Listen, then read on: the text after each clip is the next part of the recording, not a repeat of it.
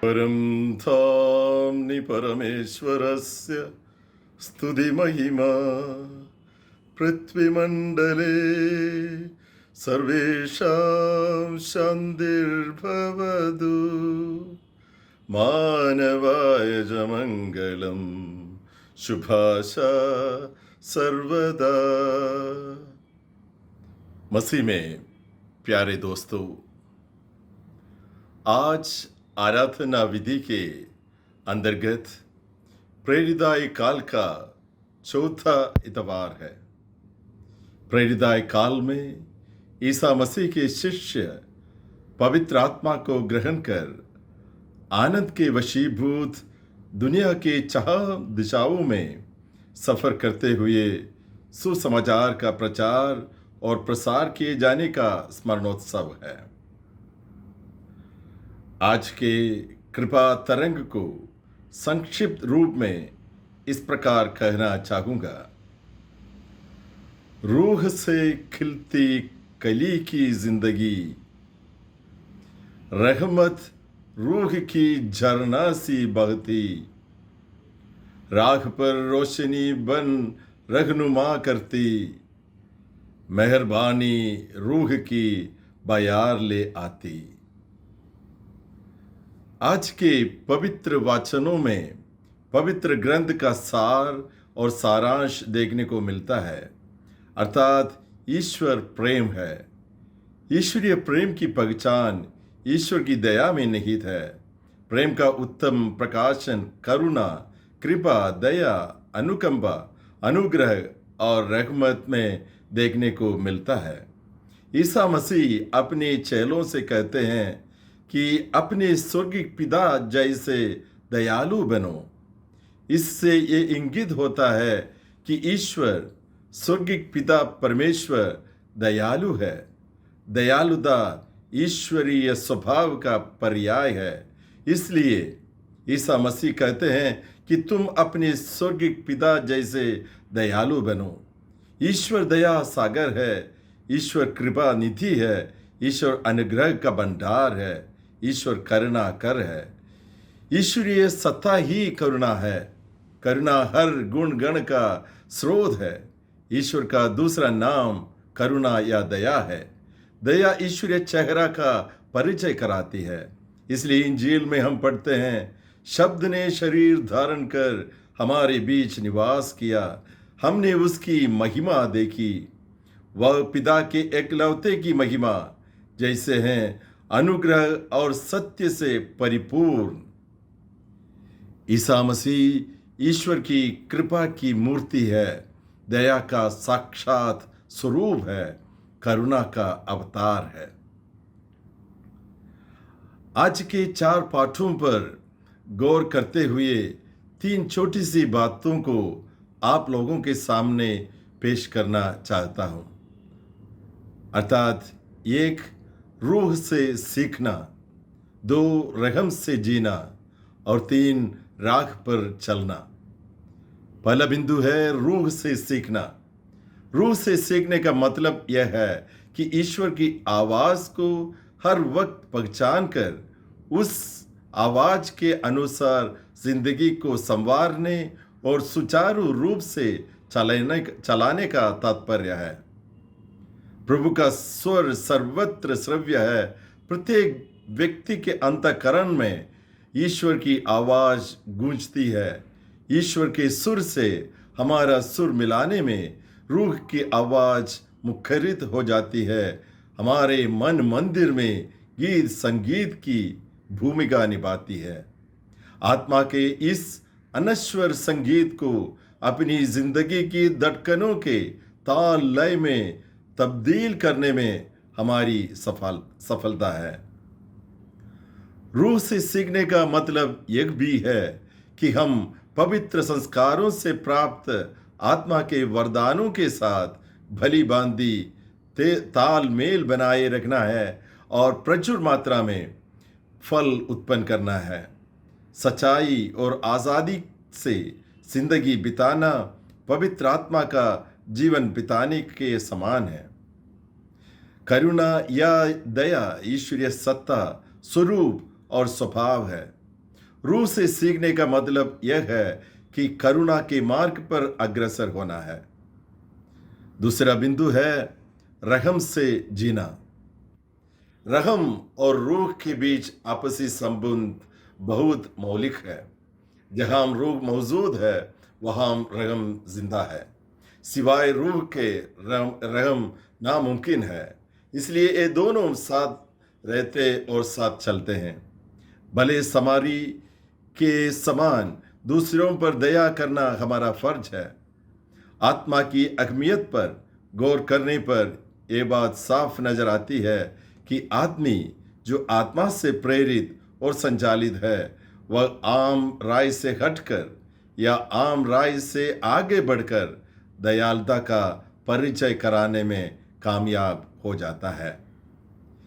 दैनिक जीवन में रहम से जीने के लिए हमें प्रेरित और उत्साहित करने के साथ आत्मा हर ईसाई के आचरण की सभ्यता का अभिन्न अंग बनाने के लिए बाध्य भी करती है। ईश्वर से करुणा का पान करते हुए दूसरों पर, विशेषकर करुणा की जिन्हें ज़रूरत है, उन पर कृपा बरसाना प्रत्येक ईसाई का धर्म है। ईसाई चरित्र की असली छाप होनी चाहिए, अन्यथा ईसा का वचन हमारे संदर्भ में व्यर्थ साबित हो जाता है।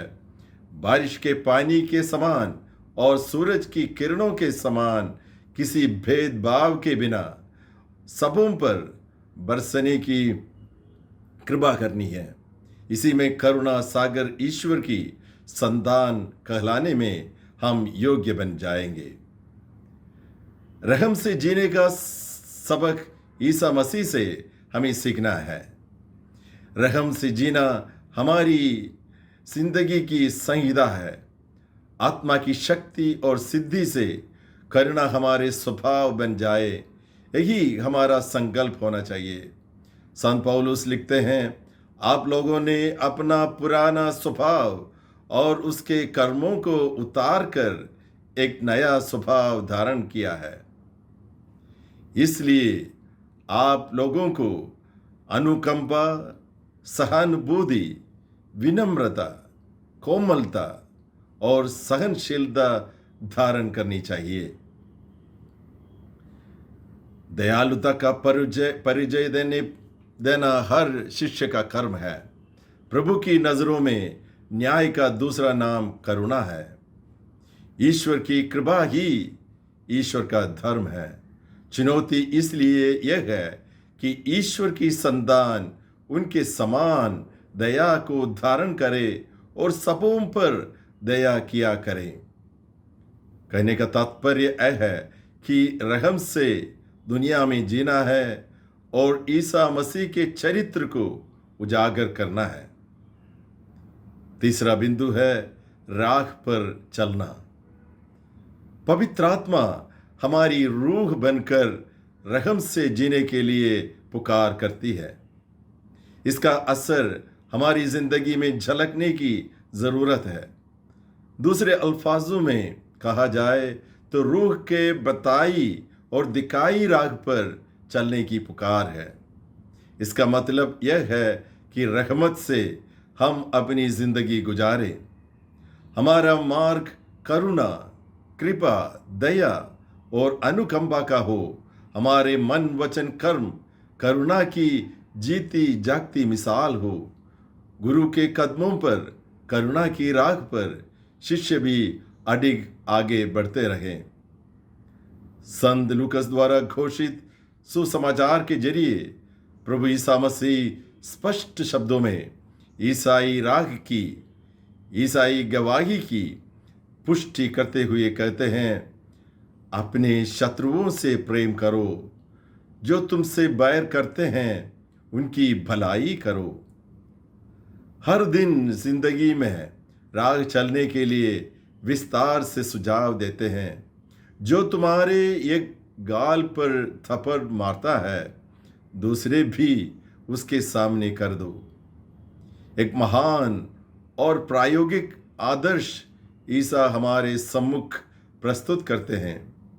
राह चलने की व्याख्या करते हुए गुरुजी पढ़ाते हैं, दूसरों से अपने प्रति जैसा व्यवहार चाहते हो तुम भी उनके प्रति वैसा ही किया करो। जीवन की वास्तविकता, सुंदरता और मधुरता प्रभु के इस कथन में पा सकते हैं। ईश्वर दया सागर है और अब आनंद का भंडार है। मसीह अपने श्रोताओं से आग्रह करते हैं, तुम सर्वोच्च प्रभु की संतान बन जाओ। दयालुता ईश्वर का स्वभाव है। जो कोई करुणा का जीवन बिताता है वह ईश्वरीय स्वभाव के सहभागी बन जाता और ईश्वरीय संतान कहलाने योग्य हो जाता है। इसलिए ईसा की अभिलाषा प्रकट करते हुए कहते हैं, अपने स्वर्गिक पिता जैसे दयालु बनो। दोष नहीं लगाओ और तुम पर भी दोष नहीं लगाया जाएगा। क्षमा करो और तुम्हें भी क्षमा मिल जाएगी। दो और तुम्हें भी दिया जाएगा। जिस नाप से तुम नापते हो उसी नाप से तुम्हारे लिए भी नापा जाएगा। आत्मा के अभिषेक से हम सब ईश्वरीय सत्ता, स्वभाव और स्वरूप के सहभागी हो जाते हैं और कालांतर में ईश्वरीय संतान की पद से अलंकृत हो जाते हैं। सौभाग्य की बात है कि हम ईश्वरत्व को ग्रहण करते हैं। साथ साथ ये हमारे लिए बहुत बड़ा उत्तरदायित्व है कि हम हमेशा ईश्वरत्व के अनुकूल यानी हम दयालु बने और दयालुता की अच्छी और सच्ची मिसाल बन जाए। ईसाई अस्मिता ईश्वरीय करुणा में निहित है, यथा करुणा तथा ईसाई। इसलिए रोग से सीखकर, रहम से जीत कर और राह पर चलने के लिए दुआ किया करें। ईश्वरीय दयालुता को अपनाकर ईश्वरीय संतान बन जाने की भरपूर कोशिश किया करें। आज के मनन चिंतन को तरंगित करने हेतु और मन मंदिर में प्रतिष्ठित करने के लिए तथा अधरों से जपने के लिए एक मंत्र को पेश करता हूँ। मेरे प्रभु, मेरे ईश्वर, मेरा दया सागर, मुझ पर दया कर। मेरे प्रभु, मेरे ईश्वर, मेरा दया सागर, मुझ पर दया कर। आमीन।